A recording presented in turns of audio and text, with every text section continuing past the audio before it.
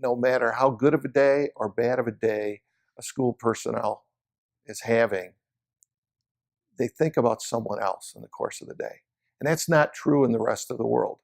When you think about food service people and the number of children that come in and maybe they forgot their lunch at home, or maybe they don't have a lunch available to them that day. And it may be something as simple as a peanut butter and jelly sandwich, or the bus driver that greets the person on their first day of school for kindergarten or preschool.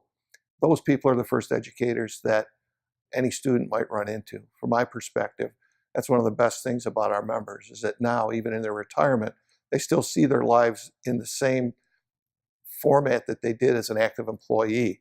They always think about someone else first. I just think they're a great group of people. I've worked with a lot of different associations over that time period and even before that. And the educators tend to be a loving, caring group that are very easy to relate to, always very positive and appreciative of all you do. And so I just find a lot of energy and excitement working with them.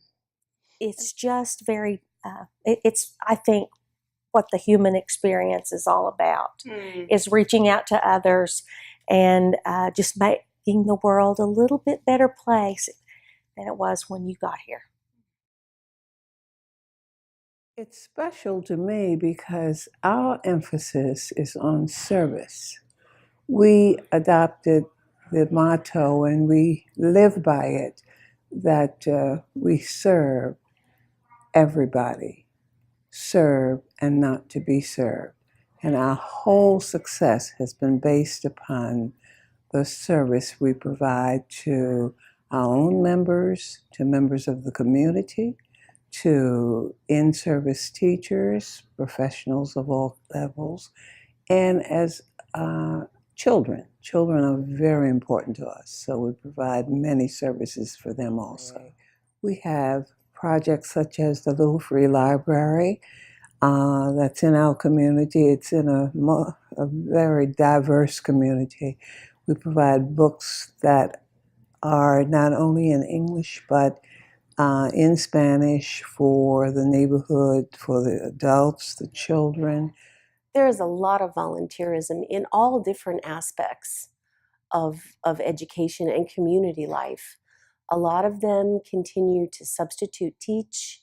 A lot of them continue to mentor active teachers.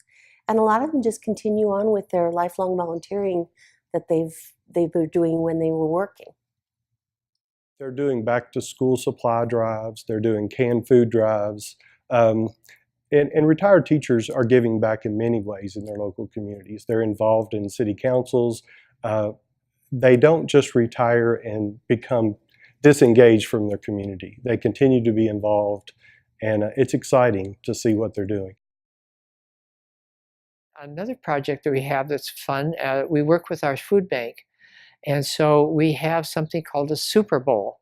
And in the Super Bowl, S-O-U-P-E-R, we collect cans of soup that we give to our local food bank. And we do that up in anticipation of the actual Super Bowl.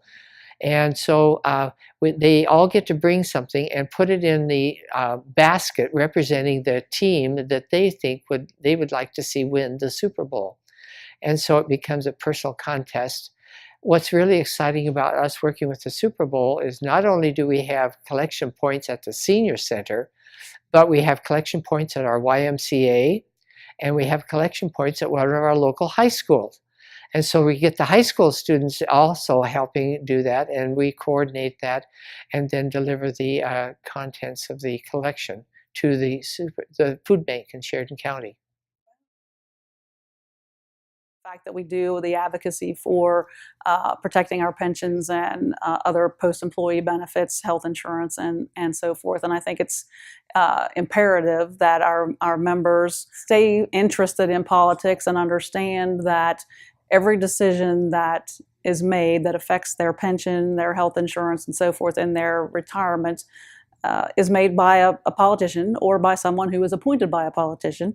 And therefore, it's very important, regardless of party, that they understand that the people that they elect are going to make those decisions that are going to affect the rest of their life. the best example I can use is recently a real strong legislative effort was made to close out the defined benefit program in Michigan. We asked our members to make phone calls. Literally, the switchboard was closed down at the state capitol because of the volume of calls that our members made. This all happened in less than a 1-week period. So they work hard from the grassroots basis. They're some of the best people I've ever met. They're a lot of fun in life and to work with, but they're serious about their love for education and their love for students. You can't ask for working for a better group of people. Past 7 years, we've had MRTA Legislative Day, which is always around Valentine's Day. Mm-hmm. And so we all dress in red. And last time we had one, we had over 1,200 members in that Capitol building. Well, the rotunda seats 200. So it was just like retired teachers hanging off the walls and out the balcony. But the whole point of this is to show strength in numbers.